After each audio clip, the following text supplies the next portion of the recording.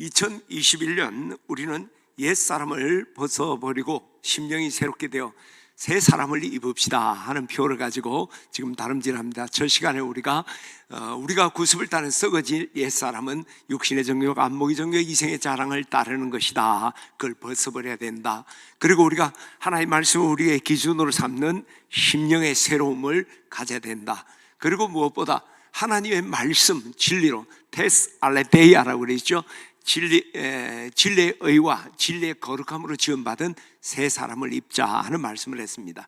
그리고 우리가 이런 새 사람을 입기 위해서 구체적으로 버려야 할 것, 또 입어야 될 것은 무엇인가 말씀을 나누면서 가장 첫 자리 우리가 언어 생활에 변화가 있어야 된다. 두 주간에 걸쳐서 우리 언어 생활에 버려야 될 말, 또 해야 될 말에 대해서 말씀을 드렸죠. 첫 번째 버려야 될 말은 거짓말을 하지 말아야 된다 했죠. 근데 그 거짓말 가운데는 특별히 과장하는 것, 그리고 사람들이 위기에 처했거나 또 불의를 행하는 것에 침묵하는 거짓말을 버려야 한다라는 말씀을 드렸습니다. 그러면 우리가 해야 될 참된 말은 뭐냐? 그것은 하나님의 말씀과 복음을 말해야 된다라고 했죠.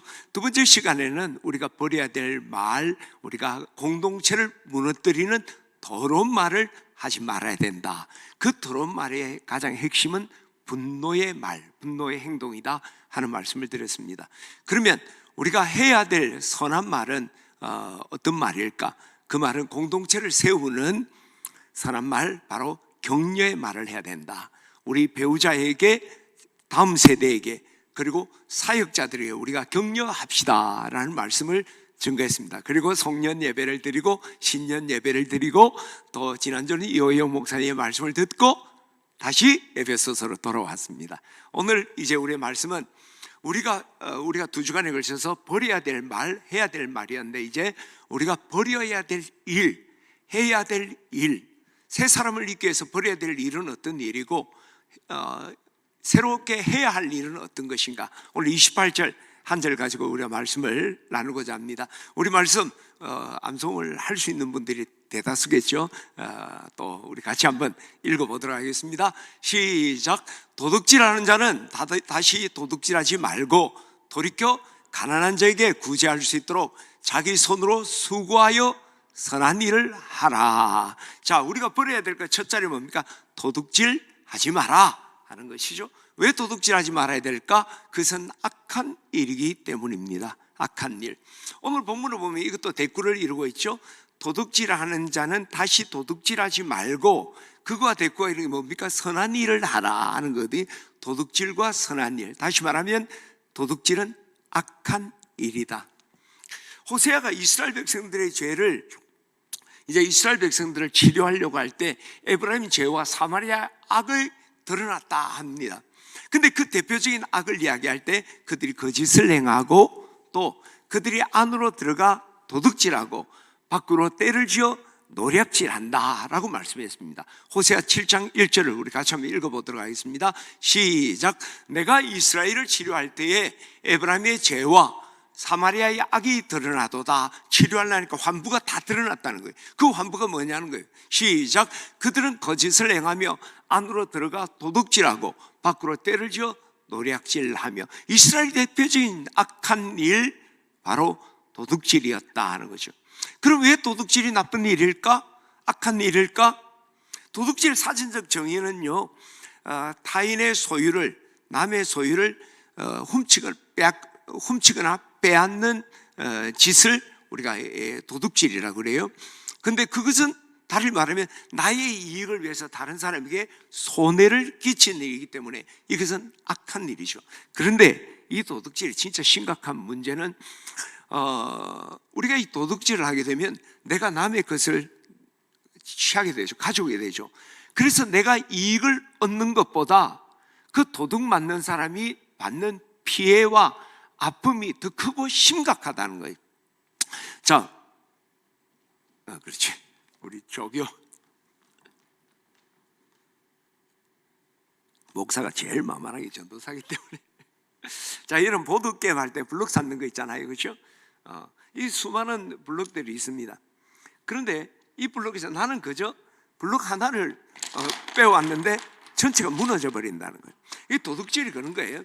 한 개의 블럭을 나는 가져왔는데 다른 사람 삶을 전체를 무너뜨려 버리는 것이 도둑질이라는 거죠. 이 수박서리를 하는데 그 수박 농사 지는 분에게 수박 뭐 한 덩이가 뭐 그렇게 문제가 되겠습니까? 근데 굉장히 화를 내는 경우가 있어요. 왜냐하면 수박 한 덩어리를 가져오려다가 수박 줄기 다 잘라버리는 거예요. 그래서 그 밭을 망쳐버리는 경우가 많다는 거죠. 도둑질이라는 게 내 작은 것 하나 이익을 취하려고 하는데 상대방에게는 엄청난 피해를 줄 수가 있다는 것이죠. 그래서 도둑질은 악한 일을 우리가 하면 안 된다는 거예요. 더 경계해야 되는 거죠. 무엇보다 이 도둑질은 하나님의 주권을 침해하는 일입니다. 사람에게는 각자의 주어진 분깃이라는 게 있어요. 몫이 있어요. 어떤 사람이나 자기의 몫. 이것은 소유에 대한 물질에 대한 것만이 아니라 만일 자유, 인권, 권리 한다 하더라도 기본권이라는 게 있잖아요. 그건 각 사람에게 고유하게 주어진 거예요. 이것은 어떤 사람이라도 그것을 훔치거나 빼앗을 수 없는 불가침의 영역이라. 성경은요, 옛 지게석을 옮기지 마라. 고아의 밭을 침범하지 않아. 고아는 이제 부모가 없으니까 막 빼앗을 수 있잖아요. 침범하지 마라. 이건 고유의 영역이다. 그냥 재산의 문제만이 아니에요. 빼앗으면 안 되는데 왜 사람들이 자기에게 주어진 분깃을 빼앗으면 안 되느냐? 그것은 하나님이 각자에게 주권적으로 주신 선물, 축복이기 때문에. 우리 성경을 한번 보도록 하겠습니다. 신명기 19장 14절을 보겠습니다. 신명기 19장 14절 시작. 내 하나님 여호와께서 내게 주어 차지하게 하시는 땅, 곧 내가 소유된 기업의 땅에서 조상이 정한 내 이웃의 경계표를 옮기지 말라. 자, 이 모든 것의 출발은요, 이스라엘 백성들이 가나안을 정복했을 때 지파별로 땅을 분배를 합니다. 그리고 그 지파 안에 또 가족별로 이 땅을 분배해 주죠. 그리고 지게석, 경계표를 세워요. 이것은 불가침의 영역입니다. 근데 경제생활 하다 보면 하지 말라는데도 사고팔고 되게 되죠. 그러면 희년이 되면 다시 원상복구를 해야 돼요. 말 그대로 토지공개념과 비슷한 것처럼, 토지공개념은 좀 다르죠. 이건 자기의 목을 그렇게 딱 지켜주게 되는 것이죠. 그러면서 이것이 단순히 땅의 문제만이 아니라 사람들이 가지고 있는 하나님이 특별히 주신 그 목, 분깃은 어느 누구도 힘이 있다고 권력이 있다고 빼앗아서는 안 되고 지켜줘야 된다. 기본권을 지켜줘야 된다 하는 그런 뜻이에요. 그런데 우리가 그것을 빼앗고 훔치려고 한다면 그건 뭐예요? 하나님의 주권적인 행위에 대해서 우리가 도전하는 거죠. 그래서 하나님은 이것에 대해서요 굉장히 진노하고 저주할 것이다. 그렇게 여러분 성경을 이것도 한번 같이 보면 좋을 것 같아요. 신명기 27장 17절을 봅시다. 시작. 그의 이웃의 경계표를 옮기는 자는 저주를 받을 것이라 할 것이요 모든 백성은 아멘 할지라.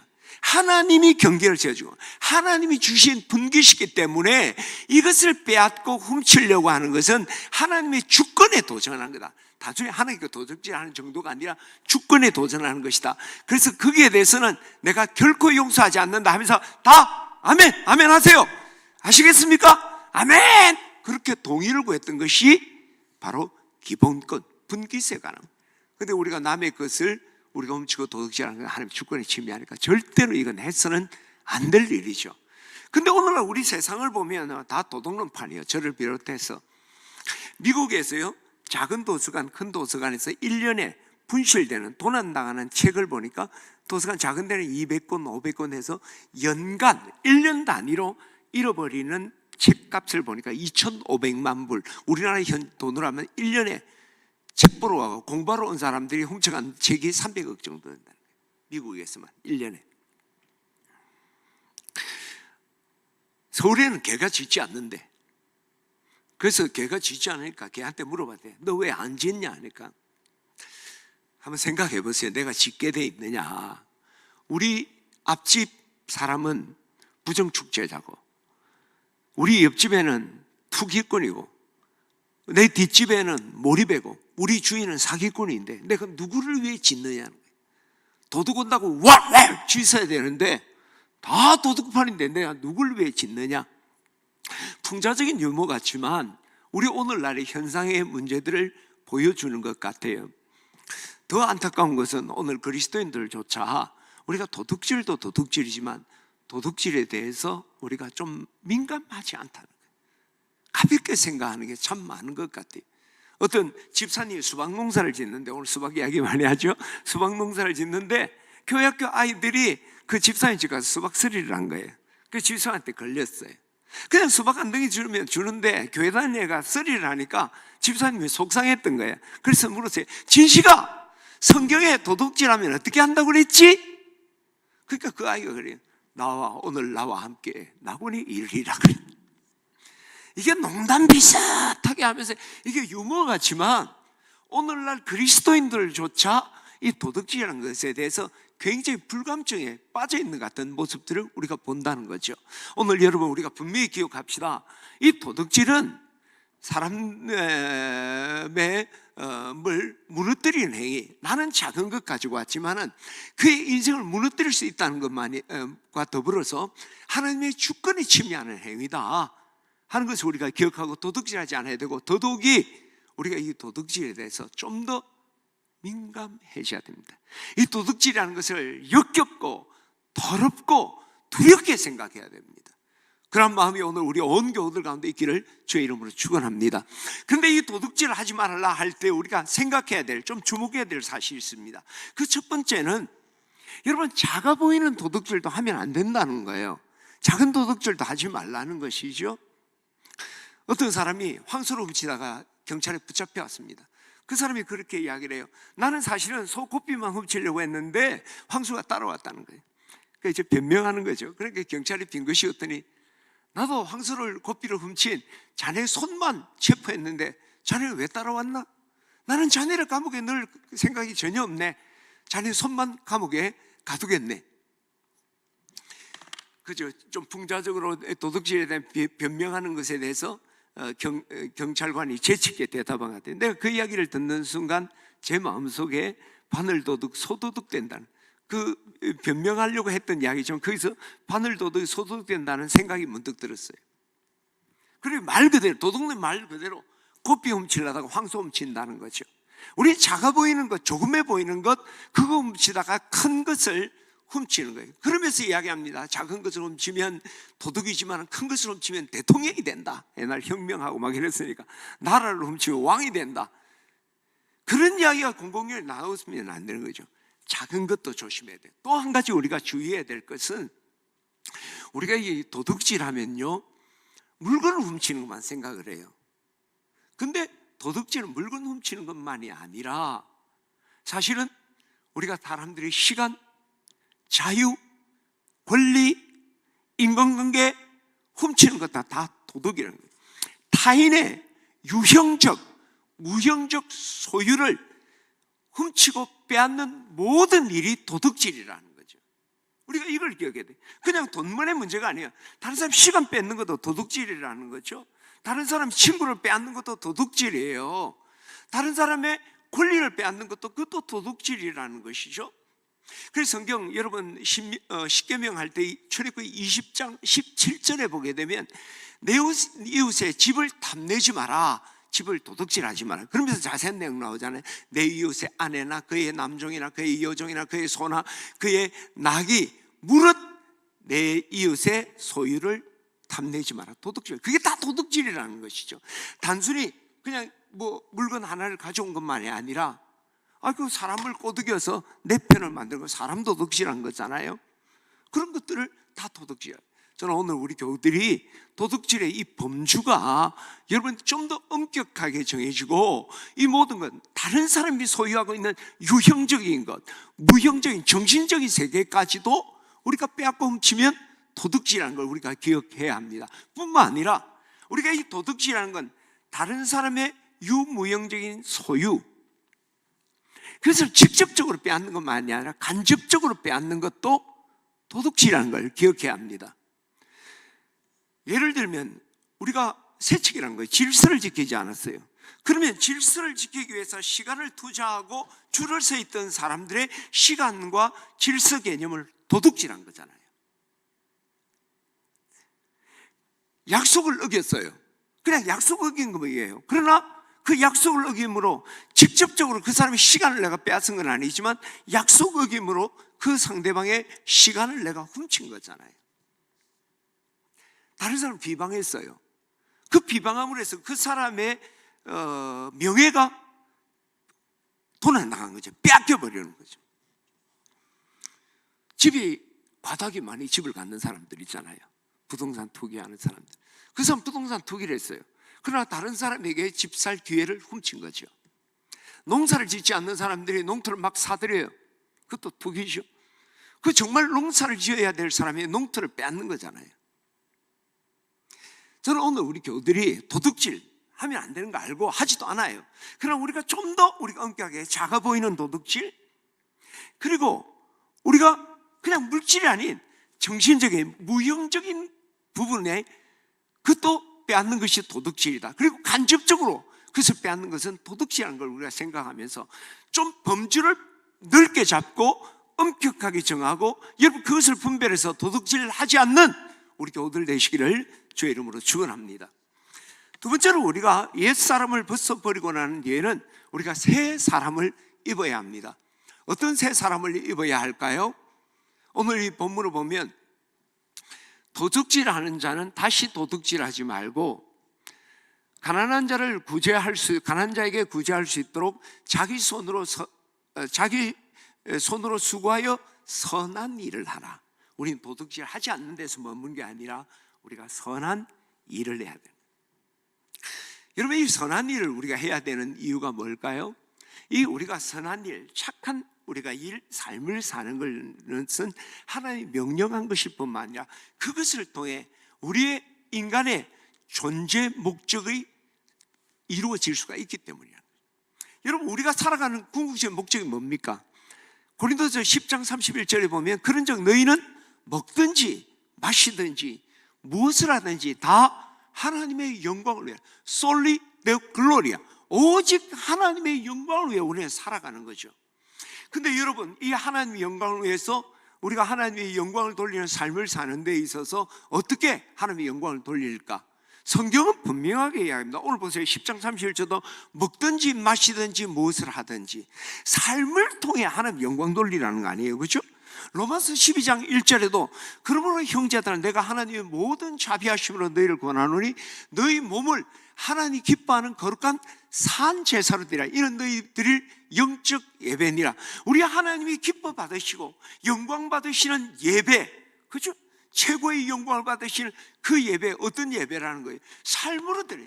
너희 몸을 거룩한 산 제사를, 삶을 통해 드려지는 예배, 내 삶을 주님 앞에 드림으로 하나님 영광 받으신다는 거예요. 할렐루야. 따라서 우리가 하나님 영광 돌리고 하나님 기뻐하는 예배를 드리려면 우리가 삶으로 하나님을 예배해요. 늘 예배하는 자세로 살아가는 것, 이거예요. 근데 오늘 정말 안타깝고 아쉽고 진짜 속상한 일을 봐요. 저 자신도 마찬가지예요. 많은 그리스도인이 하나님의 영광을 위해 살고 싶다고 그래요. 그렇게 노력을 합니다. 근데 삶은 없어요. 우리의 신앙이 관념적입니다. 형식적이고 의식에만 매여 있는 거예요. 그래서 오늘 우리 그리스도인은요, 그 신약 성경에 나오는 바리새인과 다를 게 없어요. 형식과 위선에 사로잡혀 있는 신앙. 살았다나 실상은 죽은 사대교회 같은 모습이 있잖아요. 자, 야고보서 2장 14절. 우리 예배자의 삶을 살아야 되는 이유. 자, 같이 한번 읽겠습니다. 시작. 내 형제다, 만일 사람이 믿음이 있노라 하고 행함이 없으면 무슨 이익이냐? 그 믿음이 능히 자기를 구원할 수 있겠느냐? 만일 형제나 자매가 헐벗고 일용할 양식이 없는데 너희 중에 누구든지 평안히 가라, 덥게 하라, 배부르게 하라고 그 몸에 쓸 것을 주지 아니하면 무슨 유익이 있겠느냐? 이러므로 행함이 없는 믿음은 그 자체가 죽은 것이다. 오늘 성경은 우리에게 분명히 이야기를 합니다. 우리가 하나님께 영광 돌리고 우리의 궁극적인 목표입니다. 무엇으로 영광 돌리냐는 거예요. 관념적인 신앙, 형식적인 신앙, 의식 아니랑 필요해요. 그러나 그것이 궁극적으로 할 수 있는 건 아니에요. 하나님의 우리 몸을 거룩한 산 제사로 드림으로 하나님의 영광을 받는다는 거예요. 그런데 이 삶이 없는 우리 예배, 고백, 행함이 없는 믿음은 그 자체에 죽은 것이다. 사대교인들과 바리새인 교회와 다를 것이 없다는 거예요. 저는 오늘 우리 진해 집내 교우들이 여러분이 정말 하나님께 영광을 돌리는 의와 진리의 거룩함으로 지원받은 새 사람을 있기를 원한다면 예배자의 삶에 도전하기를 주의 이름으로 축원합니다. 그러면 우리가 예배자의 삶을 사는 건 어떻게 하는 거예요? 성경에 보니까 신약 성경에는 빛과 소금으로 살아가는 거예요. 세상의 빛이 되라 소금이 되라 하는 것이 예배자의 삶을 사는 거예요. 그럼 빛으로 사는 것, 소금으로 사는 것이 어떤 것인가? 그게 바로 선한 일을 하는 것이고 착하게 사는 거라는 거예요. 너희는 세상의 빛이라 온 동네, 산 위에 있는 동네가 숨기지 못하리라. 너희 빛이 사람이 등불을 켜서 말 아래 두지 아니하고 등경 위에 두나니 이로써 집안 모든 사람에게 빛이 있느니라. 이같이 너희 빛이 사람들에게 비치게 하여 그들로 너희 착한 행실을 보고 하늘에 계신 내 아버지께 영광을 돌리라. 여러분, 우리는 오늘 예배자의 삶을 사는 게 우리 그리스도의 삶이에요.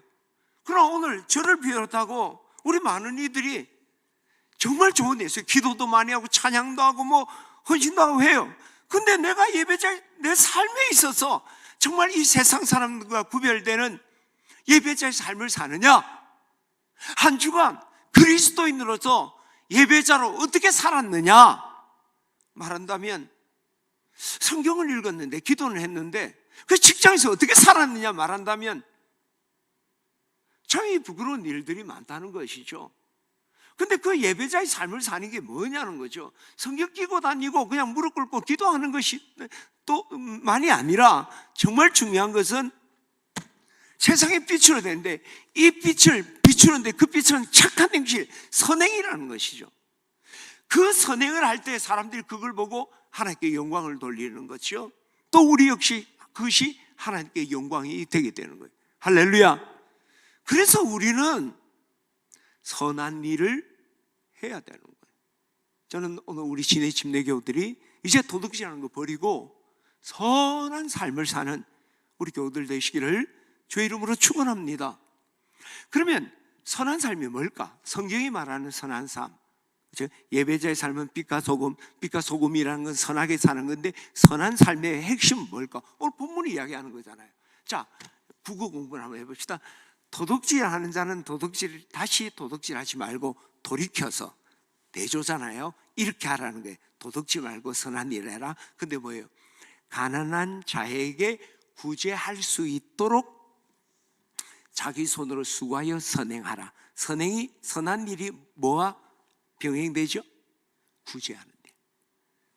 가난한 자들 구제하는 일이 우리 주님께서 말하는 가장 대표적인 선행이라는 거예요. 여러분, 잠언 22장도 한번 봅시다. 우리 같이 한번 볼까요? 잠언 22장 9절입니다. 같이 읽읍시다. 시작. 선한 눈을 가진 자, 은유적으로 표현한 거죠. 선한 자라는 거예요. 선한 눈을 가는 자는 복을 받을 거다. 왜? 이런 양식을 가난하게 줍니다. 여기서 뭘 이야기합니까? 선한 일이 뭐냐? 구제하는 일이라는 거죠. 선한 일이 뭐냐? 말 예쁘게 하는 것 맞아요. 뭐 친절하게 하는 거 맞아요. 다 맞아요. 그러나 성경에서 정말 말하는 것은 소외되고 고통당하는 자를 도와주는 거. 여러분, 성경이 아니라 사전적으로 그 구제가 뭐예요? 재해를 당했거나 자연적 재해를 당했거나 사회적 피해를 당해 어려움에 처한 사람을 돕는 것, 그것이 구제라는 거죠. 바로 이것이 성경이 말하는 선행의 핵심이라는 거죠. 저는 우리 교우들이 정말 여러분들이 선행을 통해서 하나님께 영광 돌리기를 원한다면 구제에 힘쓰기를 주의 이름으로 축원합니다. 그러면 왜 우리가 구체적으로 구제를 해야 될까? 여러분, 앞에 도둑질하지 말라고 그랬는데 이 도둑질이라는 게 사회 시스템이 만들어내는 것도 있어요. 생계형 범죄라는 거 있잖아요. 생계형 범죄. 먹고 살라니까 도둑질했더라. 그래서 사면하면 제일 먼저 석방해 주는 게 뭡니까? 생계형 범죄자들. 그 사람도 어쩔 수 없었다는 것이죠. 물론 그것도 하면 안 되지. 그런데 우리가 만일 구제하는 일이 풍성하게 되어진다면 생계형 범죄 완벽하게 없어지진 않지만 많이 줄어들 수가 있잖아요. 그렇잖아요. 아굴이 기도했습니다. 하나님, 나 너무 부자가 되게 해도 마시고 너무 가난하게도 하지 마시옵소서. 왜? 내가 배부르면 하나님은 모른다. 여호가 누구지? 하고 금방 뜬다는 거죠. 그러나 또 반면에 내가 너무 가난하면 배가 고파서 도둑질할까 두렵다는 거죠. 그리고 내가 하나님의 이름을 욕되게 할까 두려워합니다. 너무 가난하게도 마옵소서. 우리가 빈부격차가 심해질 때 테러 다 마찬가지잖아요. 네? 학교 다닐 때 우리 진식 선생님은 애들 좀 패는 편에서 맞는 편이었어요. 덩치 큰 애도 우리는 좀 키가 크니까 맞지는 안 해서 뭐 패지도 안 했습니다. 근데 만약에 덩치 큰 애고 작은 애면 자꾸 맞을 거 아니에요. 애들이 뭐 윤리 도덕이 훈련이 잘 안 돼서. 그러면 덩치가 작고 이제 좀 많이 약한 사람은 어때요? 맨날 맞고 나니까 억울하잖아. 그러니까 밤에 몰래 갖고 친구 그 유리창, 덩치 큰 놈 친구 유리창에다 돌 던지고 도망가는 게 그 테러 아닙니까? 힘 있는 나라가 테러 아니게 아니라 힘 없는 나라가 테러하게 되는 거죠. 그래서 이 사회가 좀 더 힘 없는 곳에다가 2대1 비율로 조금 더 배려를 해준다면 평화가 올 수 있지 않냐. 완벽하죠. 뭐 우리 햇볕 정책도 다 그런 맥락이죠. 찬성하든 찬성하지 않든 맥락은 그 이야기 아니에요. 그래서 좀 평화를 유지하자. 구제도 같은 맥락이라고 생각합니다. 여러분 정말 평화가 있기를 원한다면 구제에 힘쓰기를 축원합니다. 더 중요한 것은요, 우리가 이 구제는 그리스도인이 마땅히 해야 되고 그리스도인의 자화상이에요. 자화상. 아시시의 프란체스코 여러분 잘 아시잖아요. 성자라고 그러잖아요. 그가 한 번은 제자들하고 길을 가는데 가난한 사람을 만났어요. 그러니까 제자들에게 자 이제 우리의 이 옷을 주인에게 돌려주자 그러는 거예요. 이 옷은 가난한 사람을 만날 때까지 빌려 입은 것이다. 자기가 입고 있는 옷이 내 옷이 아니라 가난한 사람에게 주기 위해서 내가 마네킹처럼 걸치고 있는 것이니까 돌려주자.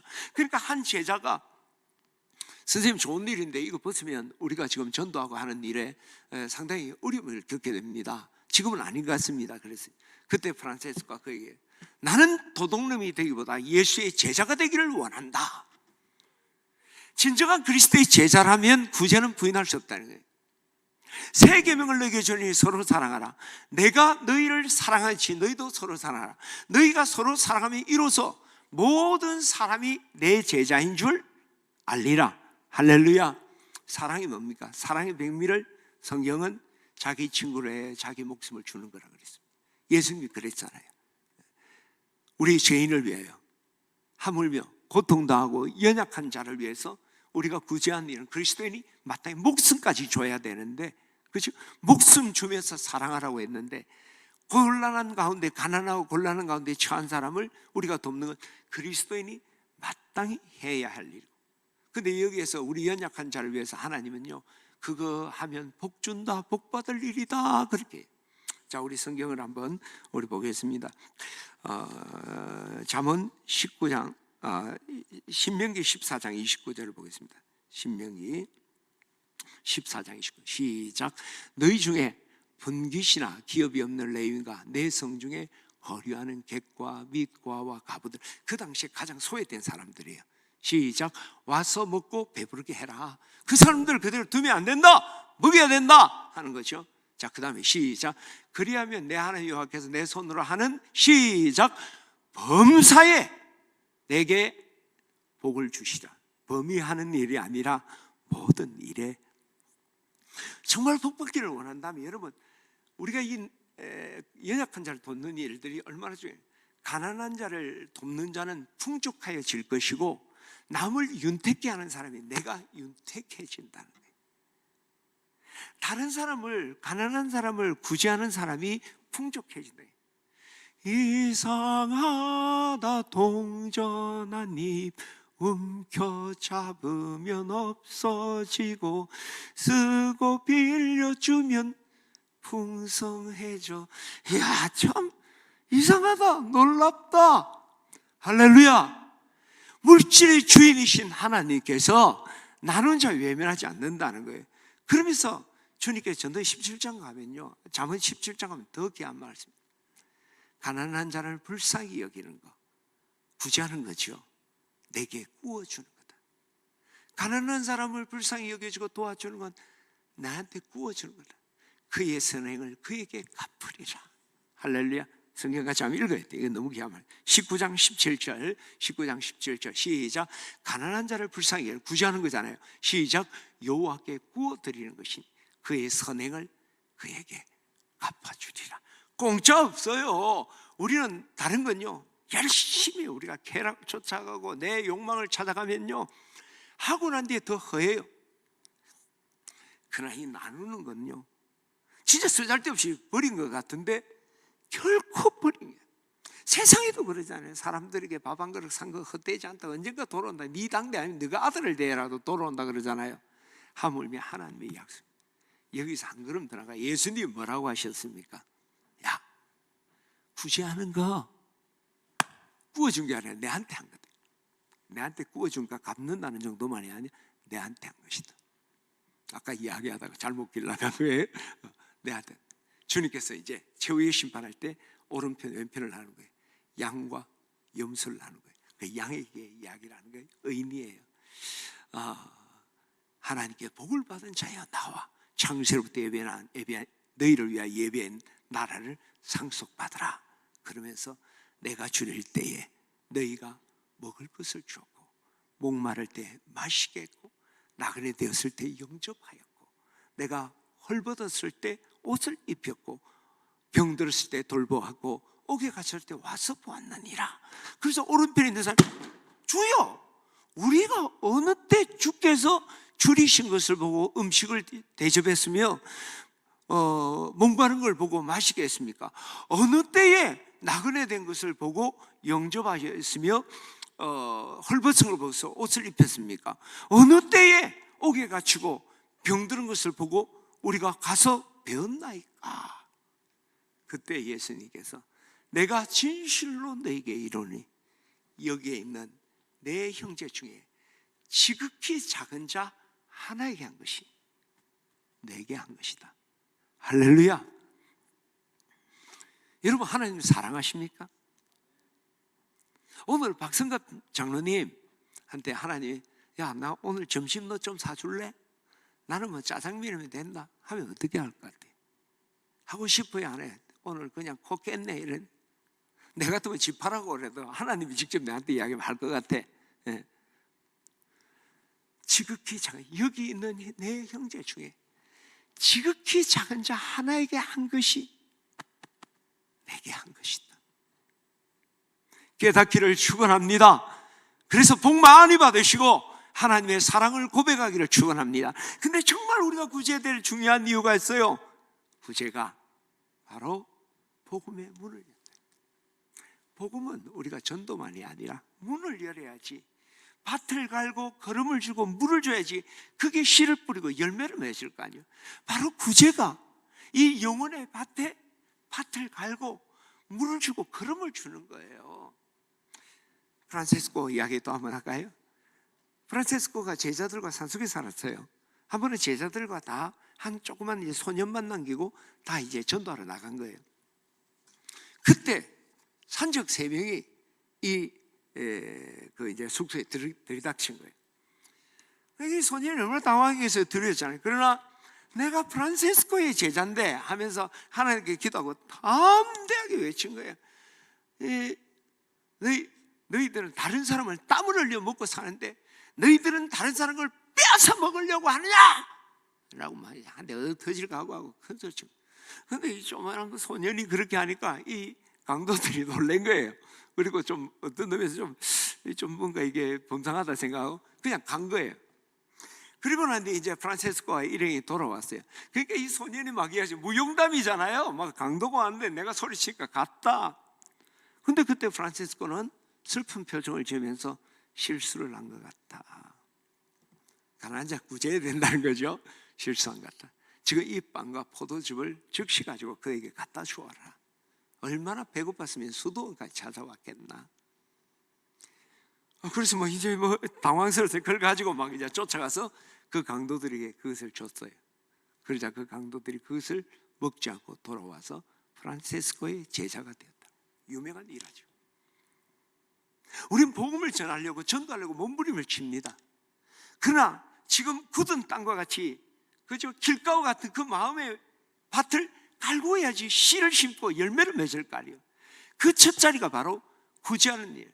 이같이 너희 빛이 사람들에게 비치게 하여 그들로 너희 착한 행실을 보고 하늘에 계신 내 아버지께 영광을 돌리게 하느니라. 그 뭐예요? 불신자들에게는 이것은 예수 믿고 구원받는 거 아니에요. 예수 그리스도를 주라 신하게 하는 게 하나님 영광 돌리는 거잖아요. 바로 우리의 착한 행실이 그 문을 열게 된다는 거예요. 할렐루야. 우리 교회도 사랑의 봉사대가 있어요. 사랑의 봉사대는 우리 교회 내부로 우리가 하는 사역도 있지만, 사랑의 봉사는 교회 밖에 불신자들 대상으로 우리가 구제하고 섬기는 일을 해요. 참 귀한 일이라고 생각해요. 이번에도 그 사진 한번 보여주시겠습니까? 이번에도 그 우리 복지단체 있는 행복나눔 원장이 우리 지네집에게 너무 감사하다고, 사랑의 내 옆에 지기다시로 옆에 서 있는 그거 사랑의 봉사대장 우리 이정혜 집사님에게 감사패 전달하러 직접 찾아왔더라고요. 너무너무 고마워. 달라고 한 게 아니고 뭐 이렇게 돈 좀 주면 이렇게 주는 그런 거 아니에요. 그런 거 많아요, 교회도. 근데 그게 아니라 이분들이 자발적으로 너무너무 고마워서 그 직원들이 같이 우리 이 지네집 내게 갖다 줘야 된다. 사랑의 봉사대가 여러분이 알지 못하는 정말 에피소드, 미담들이 참 많아요. 너무 감사해요. 직접 원장하고 같이 왔더라고. 몇 분이 와서 너무 감사해요. 할렐루야. 근데 우리가 이 사랑의 봉사대라는 게 그냥 자선의 문제 아닙니다. 우리는 먹여 살리는 것도 중요하지만 더 중요한 건 뭐예요? 은과 금은 내게 없거니와 그보다 더 중요한 나사렛 예수, 우리는 더 좋은 상품을 갖고 있다는 거예요. 더 좋은 복음을 가지고 있다는 거예요. 근데 그 문을 열기 위해서 우리가 구제를 하는 것이죠. 근데 그 구제가 바로 이 위대한 복음을 전할 수 있는 문을 열어준다는 거예요. 할렐루야. 복음 전하고 영혼 구원하기를 원합니까? 구제부터 시작하기를 주의 이름으로 축원합니다. 그러면 어떻게 우리가 구제를 해야 할까? 본문에 뭐라고 했습니까? 자기 손으로 수고하여 선한 일 구제하라. 그죠? 도둑질하지 말고, 도둑질하는 자는 다시 도둑질하지 말고 돌이켜 가난한 자에게 구제할 수 있도록 자기 손으로 수고하여 선한 일을 하라. 자기 손으로 하라. 여기서 수고한다는 단어는요, 코피아토라는 단어를 쓰는데 원형 코피아노. 참 이 언어가 참 이번에 기가 막히게 맞아요. 그 뜻이 수고하면 뭐냐면 사람이 지치고 피곤할 정도로 열심히 코피 날 정도로 일하는 코피나오. 코피아우거든. 코피 날 정도로 열심히 일하는 거예요. 그래서 성경은 뭐라고 그래요? 구제하고 싶으면 구제할 때 정말 코피가 날 정도로 열심히 일해서 얻은 것으로 구제하라. 근데 이것에 이제 깊은 의미가 무엇인가 한번 생각해 봅시다. 첫 번째는요, 자기 손을 수고하여 선행하라는 건요, 첫 번째는 뭐냐면 다 구제하고 싶죠. 여러분 구제하기 싫은 사람 없어요. 근데 구제할 게 없다는 거예요. 나 돈이 없어서 못한다는 거예요. 시간이 없어서 못한다는 거예요.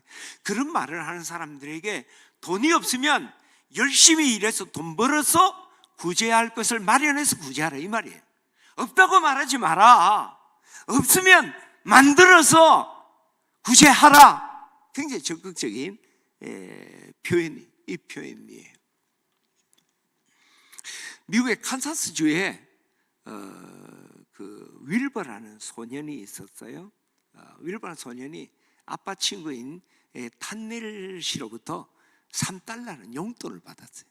그런데 하루는 그 탄넬 씨에게 편지를 쓰는데 이런 편지를 써요. 아저씨가 제게 용돈 $3를 줬는데 그 용돈 $3로 새끼 돼지를 사서 기를 내요. 내가 그 새끼 돼지를 기르는 것은 우리 동네에 한센병 환자가 많은데, 나병이죠.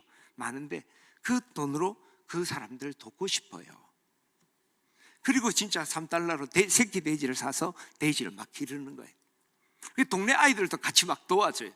그리고 1년에 그 돼지를 팔아서 정말 한센병을 고통당하는 사람을 돕게 되죠. 이게 신문에 난 거예요. 그 전국 기사가 된 거예요. 그래서 사람들이 돼지를 길러서 돌았던 그 윌버의 그 미담이 너무너무 아름다웠죠. 자기들도 돈을 모아서 남을 도와야겠다. 없다고 말하지 말고 돕도록 마련해야 되겠다. 그래서 사람들이 저금통을 만들었어요. 그게 돼지 저금통. 대지 정통의 최초의 유래가 두 가지 이야기를 하는데 그 중에 유력한 게 그거예요. 그때 좀 대지를 기를 수 없으니까 대지 정통의 용돈이나 돈에서 모아서 이 돈으로 구제했습니다. 근데 오늘날 돼지는 자기 돼지 되려고 도우잖아요. 그 돼지는 배 터집니다. 그 돼지가 아니고 남을 돕기 위해서 돼지 저금통. 저는 오늘 우리 교우들 다 돼지 저금통 하나씩 오늘 교회에서 그걸 분양해줘요. 오늘 교회 온 사람들은 다 줘. 몇백만 원 사놨어. 내가 이 설교한 날과 우리 집사람하고 도네이션을 했어요. 그래서 돼지를 다 많이 지금 갖다 놨어. 그러니까 나갈 때 돼지 하나씩 받아가시고, 또 오늘 온라인 하신 분은 교회에 와서 사무실에 오면, 나는 빨간 돼지를 살았는데 문방구에 우리 한국 사람들은 황금 돼지를 좋아하니까 그 황금 돼지는 그 돼지거든. 근데 황금 돼지도 많아요. 받아가시고 돼지 하나씩 분양받아야 돼. 그리고 우리가 이것을 통해 섬기는 일을 해야 합니다. 할렐루야. 두 번째는요, 더 적극적인 의미입니다.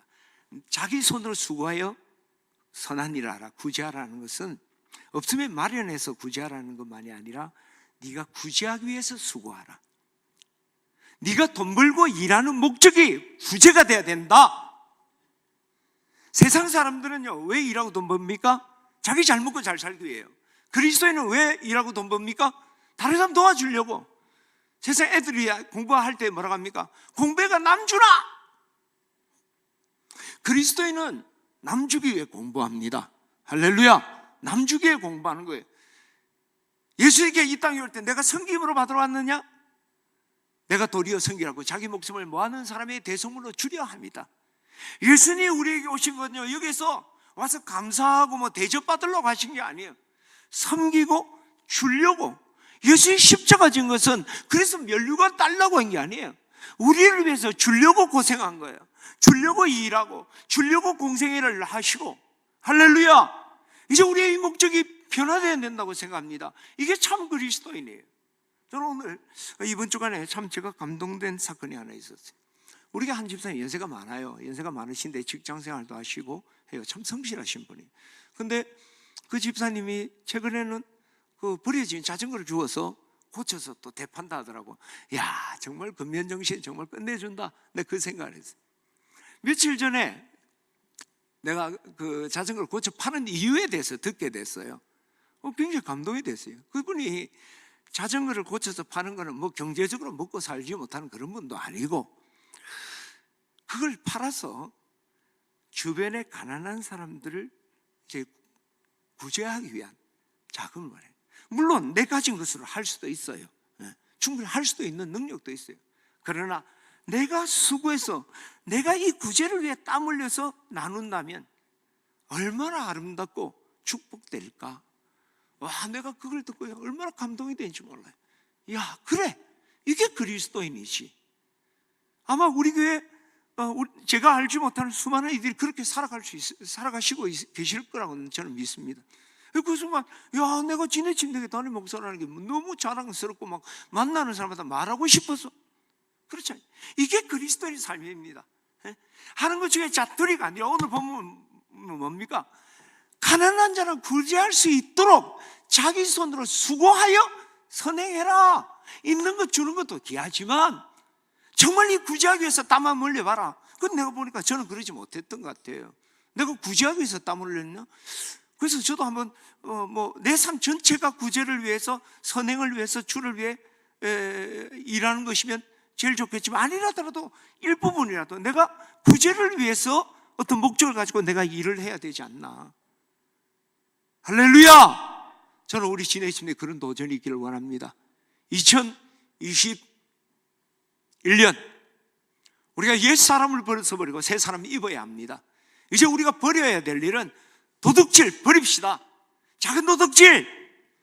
그리고 물질만이 아니라 사람의 마음을 빼앗고 상처를 주고 사람의 자유를 빼앗고 시간을 빼앗았던 것, 또 간접적으로 빼앗았던 것 다 버리기를 축원합니다. 그리고 선한 일을 해야 돼요. 그걸 통해 하나님 영광 돌립니다. 그 선한 일, 우리가 예배자의 삶, 그 바로 선한 일, 착한 일이라는 거죠. 착한 일의 정점은 구제하는 일입니다. 우리가 한번 우리 손으로 수고해서 정말 없으면 만들어서라도 구제하고, 또 이제 우리의 일을 하고 돈을 버는 목적이 정말 구제하기 위해서 난 하겠습니다. 할렐루야. 네. 여러분 어느 정도 뭐 애들 키우고 또 뭐 하신 분들 이제 마누라하고 우리 둘이만 사는 사람들은 목표 바꿔야 돼요. 그리고 애들 키울 때는 애들을 위해서 뭐 학비도 돼야 되니까 뭐 어쩌겠습니까? 그러나 이제 내가 사는 것은 어떤 은퇴하고 내가 직장을 갖는 것도 딱 목표를, 이제는 내 먹고 사는 것이 아니라 내가 남을 돕기 위해서, 복음을 위해서, 선교를 위해서 나는 돈을 벌 것이다, 일할 것이다. 할렐루야. 그런 노전이 있기를 축원합니다. 기도하겠습니다.